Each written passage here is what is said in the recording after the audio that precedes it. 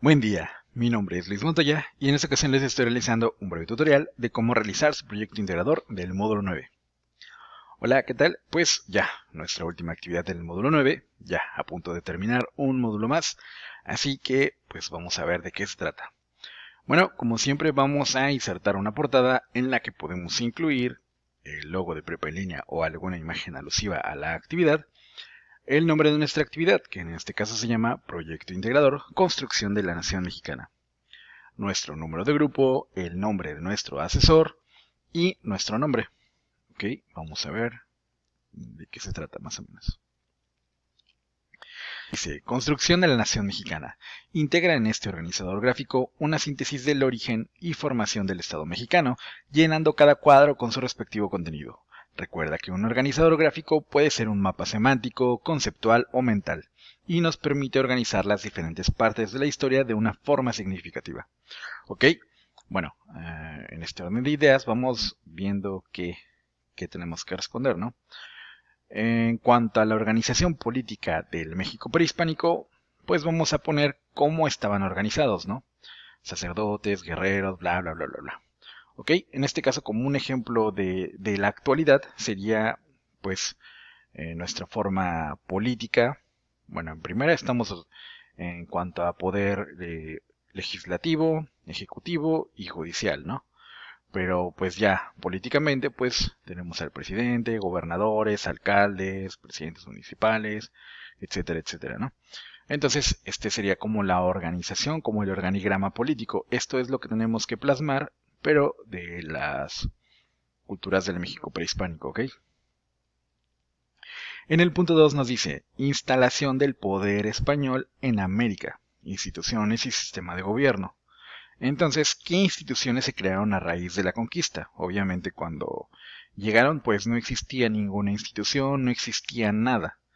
Entonces, ¿qué instituciones surgieron y qué sistema de gobierno tenían, ¿no? Porque obviamente existió a raíz de la conquista un nuevo sistema de gobierno en estas poblaciones. Entonces eso es lo que tenemos que responder aquí.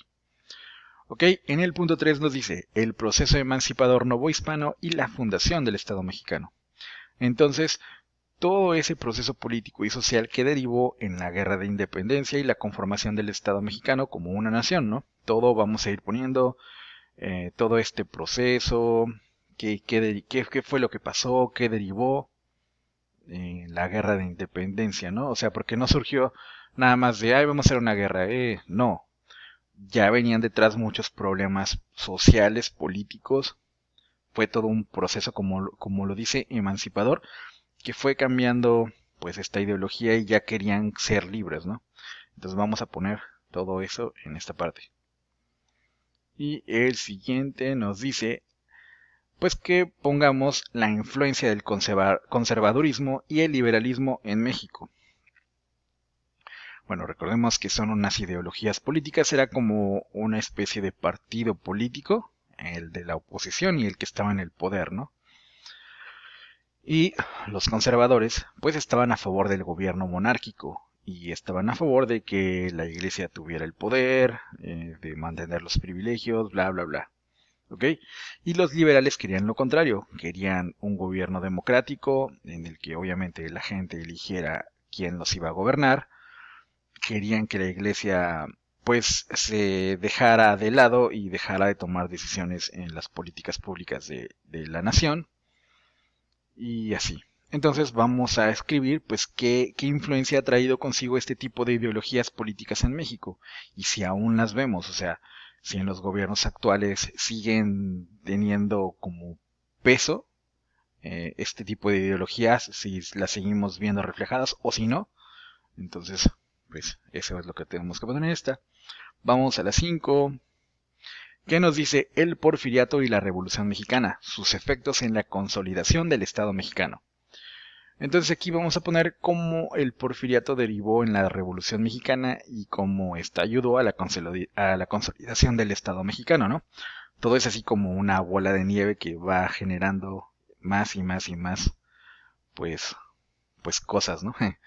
O sea, bueno, el porfiriato fue pues una etapa muy, muy grande en la historia de México. o sea, me refiero a que abarcó 30 años, eh, entre los cuales, pues sí, el país se desarrolló de manera significativa, creció en cuanto a cultura, bueno, no, espacios culturales, porque cultura no había tanta, pero no sé, se crearon muchos palacios, el sistema ferroviario pues se expandió por todo México, pero a su vez esto trajo consigo, no sé, un rezago educativo, pobreza, marginación de los indígenas y todo esto, o sea, esto ya pues derivó en la revolución porque ya peleaban por tierras, eh, por la desigualdad. Entonces todo esto pues vamos a plasmarlo en este punto. Y bueno, ¿cómo ayudó a la consolidación del Estado mexicano? Entonces, pues gracias a la caída de Porfirio Díaz, pues, o sea, después de la revolución, eh, pues surge una constitución política mexicana que es la que nos rige hasta el día de hoy. Y así, o sea, vamos pues poniendo todo lo que en sí, o sea, como una breve síntesis, pero pues también así como que tenemos de dónde escoger, ¿no? Bueno, vamos al siguiente punto que nos dice, reflexiona y escribe una conclusión de 10 renglones como mínimo acerca de cómo ha incidido los acontecimientos sociales, culturales, económicos y políticos en las transformaciones que ha tenido México y la relación que existe entre ellos, como el conocimiento de la historia de México influye en tu percepción acerca de la sociedad actual y la forma de identidad mexicana, ¿no? Entonces, pues de qué procesos hablamos, pues de los que vimos a lo largo del módulo. Bueno, aquí me faltó la conquista, pero pues podría ser la conquista, la independencia, la guerra de reforma. Recordemos que la guerra de reforma surge pues entre un pleito entre los liberales y los conservadores. La Revolución Mexicana, la promulgación de la Constitución de 1917, el movimiento estudiantil de 1968, el terremoto de 1985, el levantamiento del Ejército Zapatista de Liberación Nacional, los tratados de libre comercio, en fin, vamos a, pues sí, ahora sí que armar un rompecabezas, porque todo esto ha influido en el México actual. Entonces vamos a tratar pues de relacionar, porque aquí en un punto nos dice, uh, bueno, la relación que existe entre ellos, ¿no? O sea, si no hubiera habido una revolución, pues no hubiera surgido una constitución que, que tapara todos esos vacíos legales que existían, porque ya existía la constitución de 1857, creo, pero tenía muchos vacíos, ¿no? Entonces, ya a raíz de la Constitución de 1917, un presidente ya no se puede reelegir. Y de 1917 a la fecha, pues ya hemos vivido periodos presidenciales de 6 años, no como antes que te podía reelegir y todo.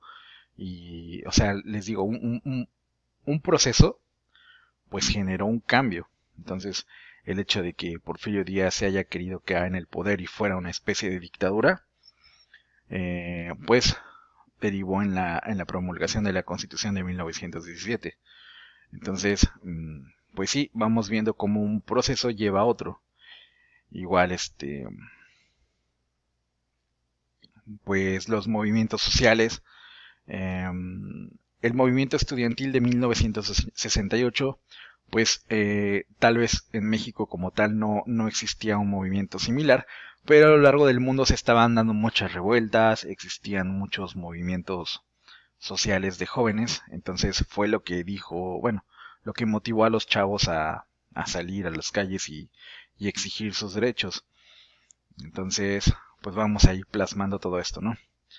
Y pues los tratados de libre comercio, cómo han influido en cuanto a la soberanía y ya, ¿ok?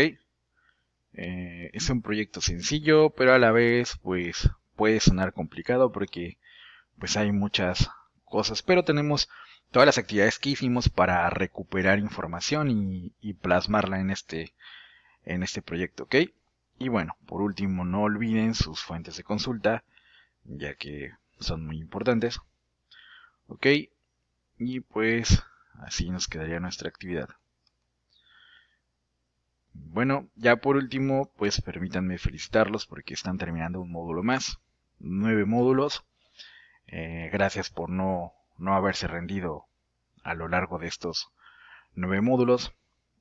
Trataré de estarlos apoyando pues en los que siguen. Tal vez en uno que otro video ya no me encuentren, pero pues siempre trataré de estar al pendiente de ustedes, ¿va? Les mando un abrazo y bueno, también gracias por la gente que ha apoyado. Ahora en YouTube hay una barrita abajo que dice gracias y ya, bueno, ahí alguna gente ha hecho donación, así que ahora sí que muchas gracias y bueno, les mando un abrazo y nos vemos en la próxima. Hasta pronto.